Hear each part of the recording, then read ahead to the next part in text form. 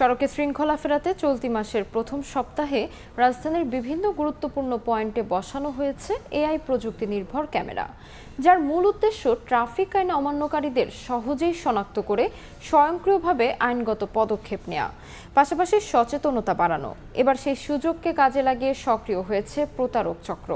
চক্রটি বিটি আর বিআরটির সরকারি ওয়েবসাইট নকল করে পরিবহন মালিকদের কাছে মেসেজ পাঠিয়ে হাতিয়ে নিচ্ছে অর্থ। কামরুল হাসানের রিপোর্ট।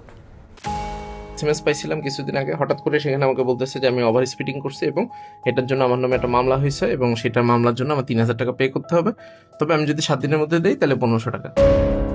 এভাবে এআই প্রযুক্তি নির্ভর মামলা নিয়ে নিজের অভিজ্ঞতা শেয়ার করছিলেন প্রযুক্তিবিদ আব্দুর রাকিব। জানান, সরকারি ওয়েবসাইট ক্লোন করে কিভাবে টাকা হাতিয়ে নেয়ার ফাঁদ পেতেছে প্রতারকরা।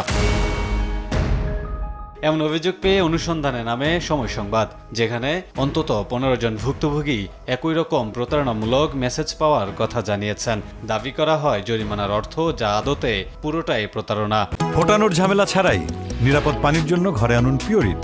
কল করুন 16627।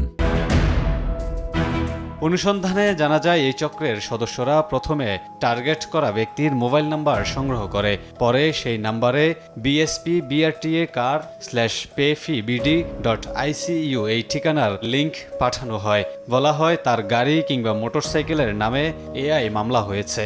ভুক্তভোগী গাড়ির মালিক সেই লিংকে ক্লিক করলে বিআরটি এর আসল ওয়েবসাইটের আদলে তৈরি নকল ওয়েবসাইটে চলে যান। সেখানে পেমেন্ট মেথডে ব্যাংকের এটিএম কার্ডের মাধ্যমে জরিমানার অর্থ পরিশোধের নির্দেশনা দেয়া থাকে। শুধু তাই নয়, জরিমানার অর্থে আবার 50% ছাড়ের প্রতিশ্রুতিও দেয় চক্রটি। এমন অভিযোগের বিষয়ে বিআরটিএ চেয়ারম্যান জানান, মামলা কিংবা জরিমানা আদায়ের বিষয়টি তাদের এখতিয়ারে নেই। আর সরকারি ওয়েবসাইট ক্লোন হওয়ার প্রসঙ্গে তার দাবি, একটি প্রতারক চক্র এই অপকর্মে লিপ্ত। এমন বাস্তবতায় গাড়ির মালিকদের আরও সচেতন থাকতে হবে। এটা একটা প্রতারক চক্র, হয়তো তারা এরকম তৈরি করেছে। এই মেসেজটা আমরা পেয়েছি গতকাল রাতে, আমরা জেনে সঙ্গে সঙ্গে চেক করে দেখেছি দিস ইজ ফেক মেসেজ। অর্থাৎ জনগণ বা সাধারণ মানুষের জন্য কোনো অবস্থায় এই ফেক মেসেজের প্রতি আকৃষ্ট না হয়, তারা যেন সতর্ক থাকে, সচেতন থাকে। এআই প্রযুক্তির প্রতারণা ঠেকাতে গণবিজ্ঞপ্তি জারি করেছে পুলিশ। বলা হয়েছে, এআই মামলা কিংবা জরিমানা সংক্রান্ত তথ্য গ্রাহকদের অবগত করতে ডিএমপির নির্দিষ্ট 2টি নম্বর থেকে মেসেজ পাঠানো হবে।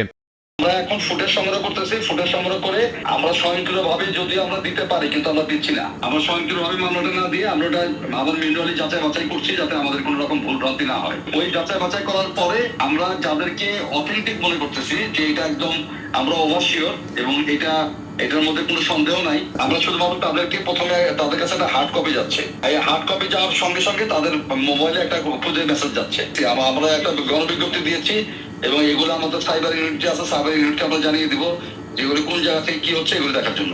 প্রযুক্তির সহায়তায় যানজটের নগরী ঢাকায় কিছুটা স্বস্তির দেখা মিলতে শুরু করেছিল এআই এর হাত ধরে। কিন্তু প্রতারকদের কূটকৌশলের এই বাধা কিভাবে দূর করবে কর্তৃপক্ষ, সেই প্রশ্ন থেকেই যায়।